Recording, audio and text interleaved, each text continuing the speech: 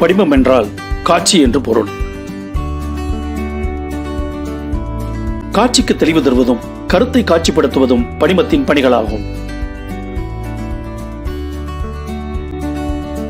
படிமத்தை உருவாக்க உவமை, உருவகம், சொல்லும் முறை போன்றவை பயன்படுகின்றன.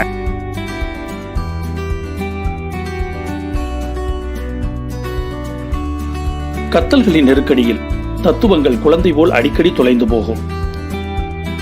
இதில் தத்துவங்கள் என்பதற்கு குழந்தைகள் உவமையாக கூறப்பட்டுள்ளனர்.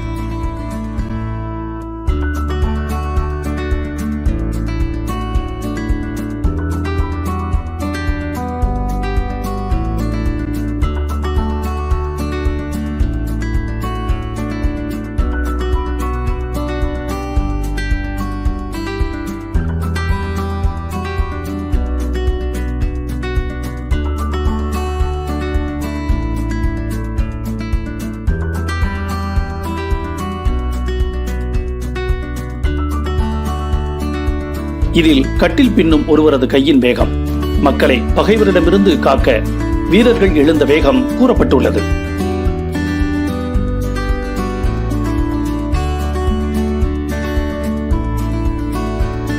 போர் செய்ய எழுந்த வீரர்களின் வேகம் காட்சிப்படுத்தப்பட்டுள்ளதால் இது வினைப்படிமமாகும்.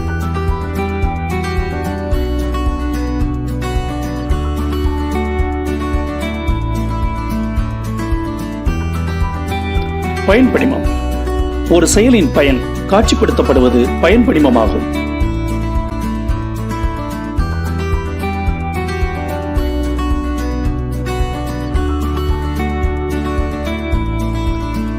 இப்பாடலில் இனியன செய்தலுக்கு நெருஞ்சி பூவும் இன்னா செய்தலுக்கு நெருஞ்சி முள்ளும் உவமையாக கூறி காட்சிப்படுத்தப்பட்டுள்ளன.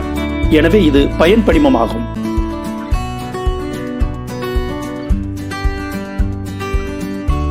மெய்ப்படிமம்.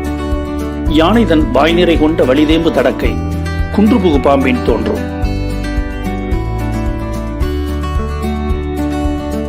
இப்பாடலில் ஒரு யானை உணவு உண்பது கூறப்பட்டுள்ளது. யானையின் வாய்க்கு மலைக்குகையும், உணவினை வைக்க யானையின் வாய்க்குள் உட்செல்லும் துதிக்கை மலைக்குகைக்குள் உட்செல்லும் பாம்பிற்கு உவமையாக கூறப்பட்டுள்ளது. இப்பாடலில் யானையின் உருவம் உருவப்படுத்தப்பட்டுள்ளதால் இது மெய்ப்படிமமாகும்.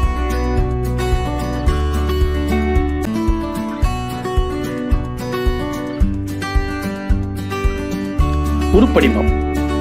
இங்கு நிறம் காட்சிப்படுத்தப்பட்டிருப்பது உருப்படிமமாகும். வெந்தாறு பொன்னின் அந்தி பூப்ப. இதில் மாலைக்கால வான நிற மாற்றம் காட்சிப்படுத்தப்பட்டுள்ளது.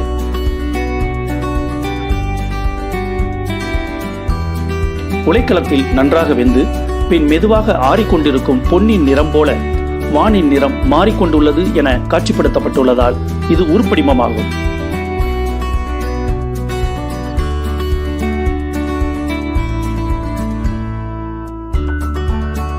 இலக்கியங்களில் காட்சிகளையும் கருத்துகளையும் உண்மைகளையும் உணர்வுகளையும் வெளிக்கொணரும் கருவியாக படிமம் கையாளப்படுகிறது.